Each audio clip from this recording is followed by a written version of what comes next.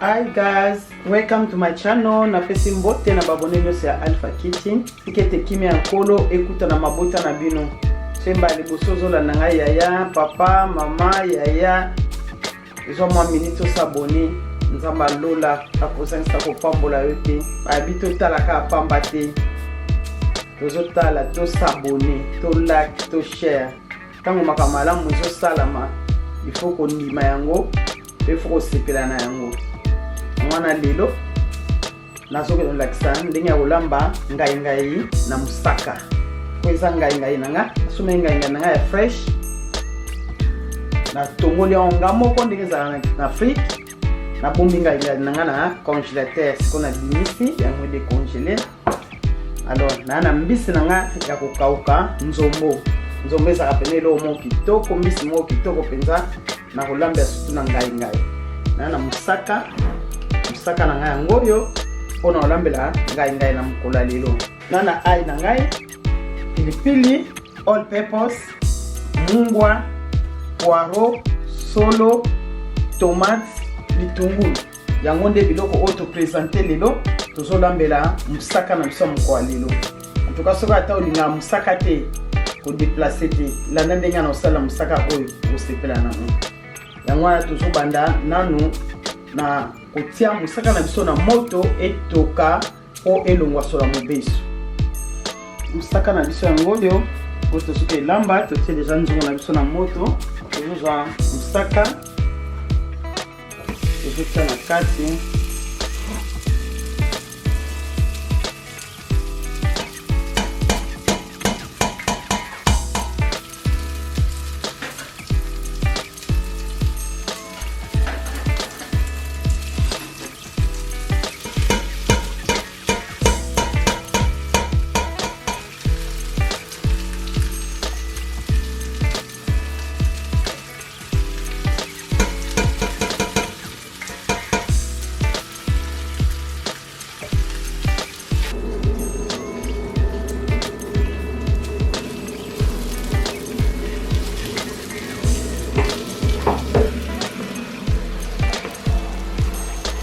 Bala musaka na biso po nyangoma sola mbesu elongwa koyo tozombatisa ngo mwanda mamai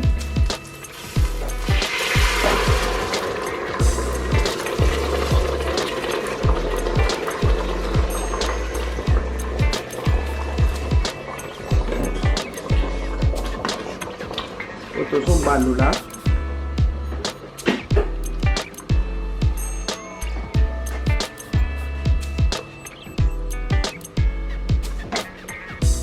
kanya senyangwami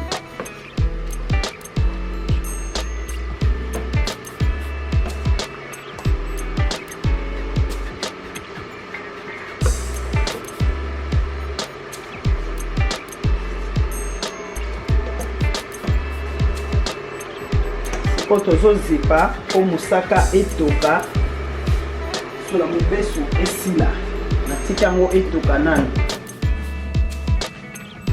Tozotala musaka na biso no musaka etoki tiki yango etoka pendant 10 minutes kosola ya mbila elongwa. Sikoyo na oketia ngai nanga na kati so linga pena ngai te okotokisa ngai na yo osopi mai menga na sepelaka musaka na nga eyoka na ngai yango nazotia ngai nasina sukolaki na tongoli na sukoli yango bien na bike ngai na ngeza ki ya fresh nga moko na sali yango na tongoli yango.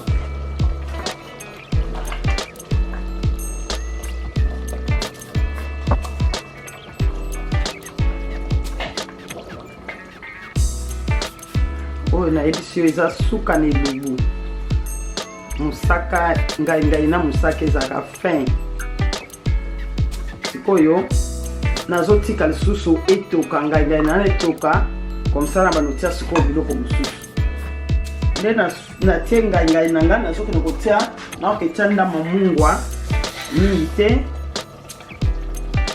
etoka na ngai na zipi lisusu pendant 5 minutes. tobandi kotia biloko mosusu. Siko tozotala ngai na biso ndenge ezotoka. Na minute oyo tokolimbe na biso moto na biso ezala na se po etoka na ndenge ya malembe po so okebi te okoki kozika. Yango tozotia ai na biso, totie matungulu, totie poiro, totie tomate na biso toniki. Sikoyo tokobalula. Wow!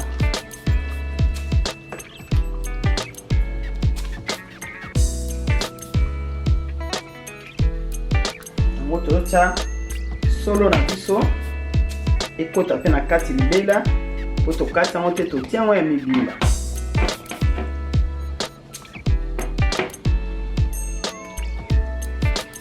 Tobala po solo pe ekota na se.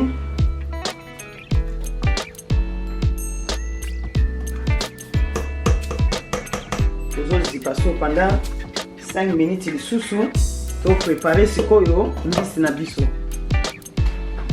Sikoyo tozotala. Wow! Ndenge na biso ezotoka. Ya limne moto po zika te. Moto eza na se metaka nde ezotoka. Okotia moto makasi te. Limne moto na yo.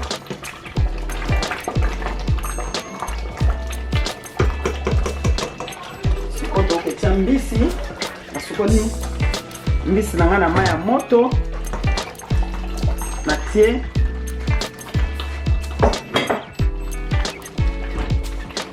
naloba ntango nyonso nzombo azala na baposo misuna poso pe yaka mabe te. Donc ntango ozolambela wana mosaka na yo tala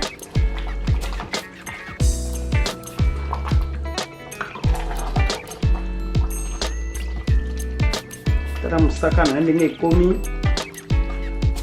Donc elengi ka ndenge ozomona bona misu nde eza elengi mpe na kolia. Ya bosabone share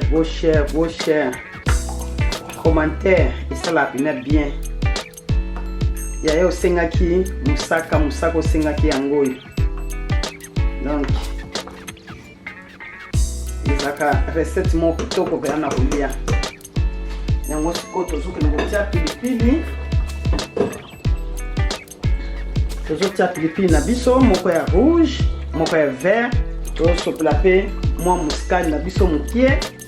Akati ya bilo na biso mwa solo wana pe salaka bien. Ko tobakisa mwa mai mokie po etoka. Yaya ntango ozolamba biloko na yo le nyonso ntango ozotia mai linga otia mai ya moto po biloko ezotoka na mai ya moto mbala moko ezuige. Donc ezala bien.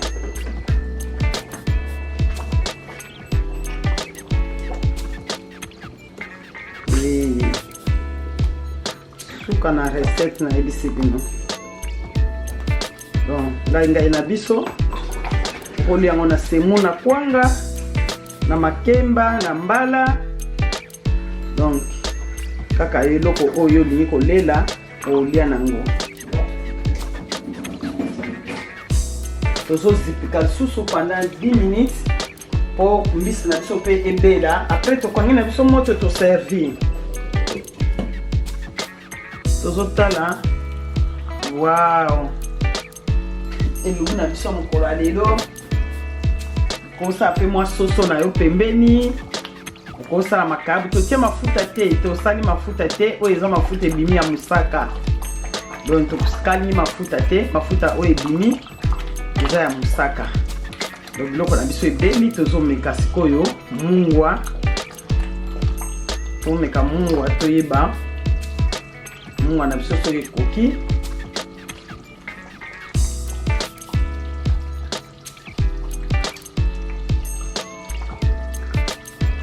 Nena loba tango nyonso totiaki mwa mungwa tozotia mwa all purpose na biso po tia supu na biso susu elengi.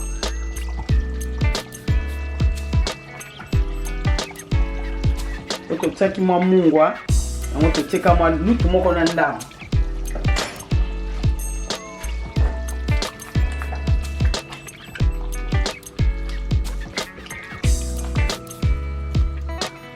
Yaya mwa mbisi no tumbi pembeni ou bien okalingi ou bien te osali soso na yo okoli yango pembeni ata makayabu pe eza pe mabete.